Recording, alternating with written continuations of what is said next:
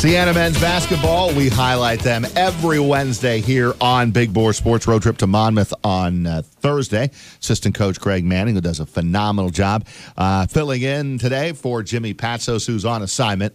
I just love to say on assignment. No matter if Chris isn't here, he's on assignment. If I'm not here, I want Chris to say Roger's on assignment. Whoever's not here, you're just on assignment. That leaves it wide open. Sounds good. Sounds good. Like you're working hard. Could be anywhere. And Jimmy said we would have a special guest joining us. And the special guest is our local product, Thomas Huerter Jr. in studio. Thomas, good morning. Good morning. How are you? I'm good, man. And you're in the playing group right now. You can move that microphone up, by the way. You're tall. You can lift it straight up. There you go. And now right to your level. How's it feel to be in the playing group? You've worked hard to earn that. Feels great. Just happy to be out there and contribute. Greg, how is Huerter Jr. here performing for you? Kind of a glue guy in a lot of ways, right? Does a lot of little things pretty well. Yeah, he's doing great. He's become a star in his role, which we talk about a lot. We have some guys that can really score the ball. Obviously, Prince down low demands the ball and has the ability to score and rebound, but Tom just kind of keeps everybody together on the court. He's the energy guy. He rebounds. He can make open threes. He gets assists. He hustles. So he's doing a little bit of everything for us. Keep it all in the family, Thomas, right? And then here you go with making the highlight reel. I like it. Kevin makes the highlight reel. Now we got Thomas making the highlight reel. And is it fun to play with family, friends in the house and down at the Times Union Center and getting your opportunity? Yeah, absolutely. That's definitely one of the perks of being local is that, with Kevin, I mean, people can follow him along online and check his stats and whatnot, but it's tough for them to get down to Maryland and watch him play. But for me, I got family, friends, even, kids my age who are home, from break from their schools are easy just to go down to Albany and watch us play. So on to Monmouth you go Thursday night. And a Siena team that is – I mean, you're right there. You get a win against Marist, then you're right in the Quinnipiac game with a chance and come up a little bit short. But it's a young team that I think you see there are growing pains, but you also see the good signs with this club. I think so. Yeah, we've won our last 2 home games, which is a good sign. You always want to win at home and try to steal as many as you can on the road. So we're doing that lately. We went down there and fought and came up a little bit short, but. We're still right in the hunt. There's like 3 teams that are 2-6 right now. So if we get a win here, we can move right up to 6th or 7th place with 1 win. So our guys know that. They're going to keep fighting. Good energy. We had a good practice last night. So everything's moving in the right direction. We just got to close a couple of games out here on the road. How's Monmouth playing right now? Albany played them earlier in the year and lost at Monmouth. So I saw them once, but it's been several weeks. How are they playing right now? They're a lot like us. They lost a lot. Obviously, when you lose a guy like Justin Robinson, a kid who gave us 40 and 35 a couple of times, it's hard. But they're young. They're talented. They're 1-6 in the league right now, so they are at the bottom of the league. But you can't overlook anybody. Anybody can beat anybody on any given night. So this would be a win that we got to go get on the road. And like I said, it'll move us up in the standings. But they got one of the best players in the league in Micah Seaborn. So we prepared for him, talked about him a lot last night. He was just coming off an injury. He was. He didn't play for 3 games. The last 3 games he actually didn't play. And he was a factor against Albany on that Monday. It was funny because the assistant coach for Albany, the assistants were like, he's not playing tonight. And I swear to you, he was. I'm at the scores table and getting ready for the game, and Micah is in street clothes, like not that far before tip time. Next thing you know, they're coming back out a little later on for warm-ups. And King Rice playing mind games with you guys, right? There he is. There's Micah Seaborn. Well, he was supposed to be a game-time decision last game they had against Iona. They played really well, and he came out and kind of the same thing. He warmed up for a little bit, and then he came out in uniform and played. So he definitely makes a difference. He's an impact player that can really score. He can give you 30 any given night. So we got to prepare for him and be ready for him. Thomas, what do you like about your team right now? Do you feel like this young team, continues in practice, in games to get better? And what areas do you think you're improving on as a team?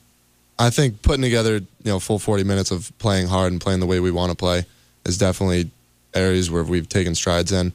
But I love kind of the tenacity. Like we're sticking with it. We clearly have had some losses, but we're coming in every day, and nobody's really giving up. Nobody's down on each other. We're still looking to come in and play hard and practice hard and get better every day. So the attitude's good. That's got to be where it's at. Like your mindset as you're going in every game, we can win. You're not worrying about the win-loss record right now. You're just taking each game at a time and going out there and playing 110%. Yeah, absolutely, definitely. Yeah. How would you describe your role right now on this team? I like the glue guy role. That was something. You're okay I think, with that terminology? Absolutely, yeah. That was Coach Abe Oldislasi, actually. I think earlier this fall and late this summer kind of told me he thought I could be like that. And he even said, he was sending me articles on Shane Battier and saying, it's not a put down. It's not like, you're not good enough to do other things. It's just you're kind of good at doing a whole bunch of things, and we need you to go in and be like the solid, kind of presence and try to hold everybody together like glue, clearly. Yeah. I mean, so like if I were to say what of the glue, what is the strength of that glue? I would say being strong with the ball, being able to rebound, and not turn the ball over. I think on offense, we have guys that can go, we have guys that can score. I'm not always going to have to go out and put points on the board. Gotcha. And so that's one thing that in our offense, it's easy to find guys and defer to other guys because I have confidence that if I can try to set a screen or find them in a spot, put them in the right spot to make a play, that they'll make a play. Have you always been a pretty good defender and strong on the boards? That was something that definitely improved as time went on. But I think so. I think that was kind of, the underrated type thing. It wasn't talked a lot about.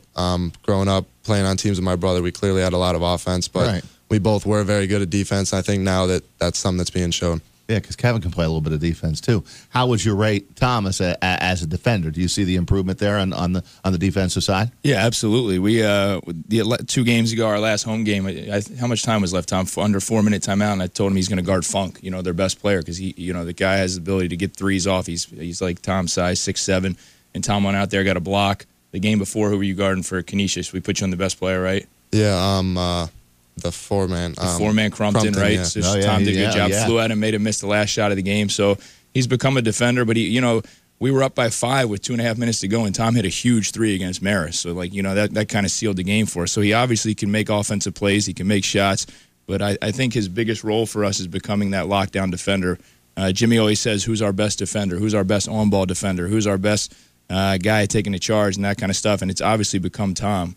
In late game situations, the staff in timeouts has gone to Tom to try to lock down the best player on the other team, and he's done it. He's shown up, and that's huge. It ultimately it does come down. Can you make stops, and which guys are going to embrace the defensive side? Yeah, tomorrow night I wouldn't be surprised to see him on Micah Seaborn at times. If Micah gets going, he's obviously not going to start on Micah, but late in the game he could be there. He's with his long range and his 6'7" size, he'll guard him and give him problems, and hopefully we can shut him down.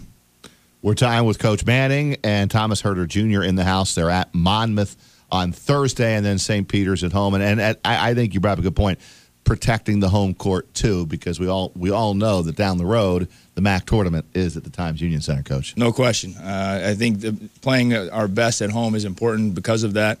You're either going to have to win 3 or 4 games, and it is at our home court. We showed last year how much of an advantage, and the crowd can really help us with that semifinal win against Monmouth.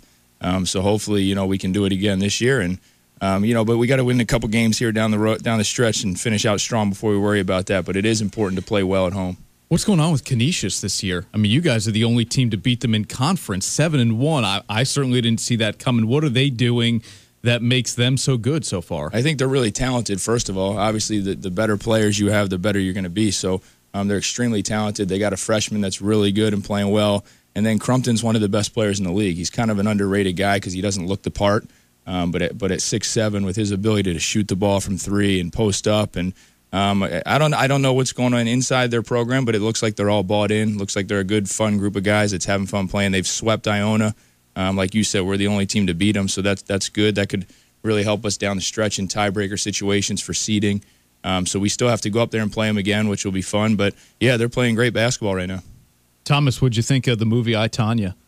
I, Tonya, that was really good. I didn't know going into it what to expect, but it was actually really funny. What year were you born? 96. Yeah, so this was a couple of years before you were born, right? Wasn't that 94? 1996, these guys. Now we're starting to recruit guys that are born in like 2005. Yeah. I just try to blow past that number as quickly as possible if I can. Coach Patso said you guys went to see that as a team. Give me a little bit of because not every team does stuff like this, and it's unique in a way to the Siena program. What do these outings, these team kind of group things do for the chemistry of a group, especially one that is so young, one that doesn't have a senior, one that just lost a junior captain not too long ago. Yeah, not only do we learn, but it is great for chemistry because we go, we do things like we'll go bowling as a team or we'll go see movies as a team.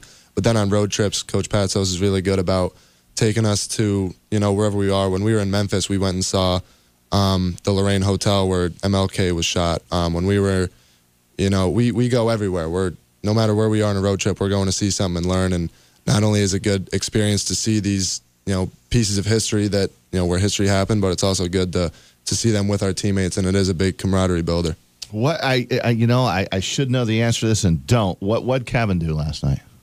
I don't know. What do you do, Tom? Did you watch? Did you follow him at all? Yeah, they lost. They lost. How many points? I didn't see the box. He had a double-double. I think he had 16 and 11 or 12 maybe. So the beat goes on. It's like must-watch TV when Kevin's on, and we most nights are locked into that, which is great because we like to highlight the locals. There's a couple local kids that have gone on and are playing live. Check in on Hamir Wright. In Washington. Playtech at Carolina. Yeah, you play Playtech at Carolina, getting some minutes, so it's all good. And now we've got another Huerter doing good things here in the Capital Region. So you're going to get some headlines, my man. You're going to get some headlines. He deserves them. He absolutely deserves them. And I always tell the story. Back in the day, I covered your father, and he had a great career. I'm trying to think of your career similar to your style of play. Like he was tough. Yeah. Your dad was tough, man. I mean, he was kind of a glue guy. Our trainer, obviously. I would say, he wasn't like a prolific scorer kind, but man, like the 50-50 balls, like you guys, you're talking about 50-50 balls, he got every 50-50 ball. Mm-hmm. Tom's more like his dad than Kevin, obviously. He's, Hammer, our trainer. He's been here 30 years, and he was here with his dad and kind of said he was just a hard worker like Tom, and it's starting to show in Tom. And so hopefully he keeps it going, and I think he's going to. He's got 2 more years. Everybody kind of forgets he's only a sophomore. You know what I mean? I said this the other day on a different radio show we were on, and everybody was asking. It's like, a lot of times guys think freshmen are just going to come in and dominate now and play right away, but that's like, unheard of at our level. It's not, freshmen don't just come in and they're not stars. So Tom sat behind some guys last year, and Brett Bisping, and these guys that were really good players, and Levon Long, who played his position, and he learned from him.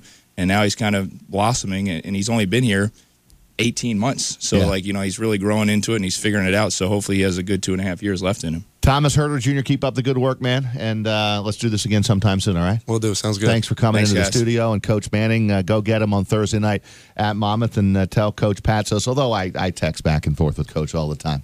I just love his humor. He's the best. I can tell. And we can't share everything that Coach, and I don't want him sharing what I might text him. So it goes both ways here. But he seems to be in a good mood. No doubt. He's in a good spot, and he likes this young group that we have. So hopefully we can just keep him playing hard, keep him playing with energy, and keep moving forward with him. All right, boys. Thanks for coming in. Thanks, Appreciate guys. it.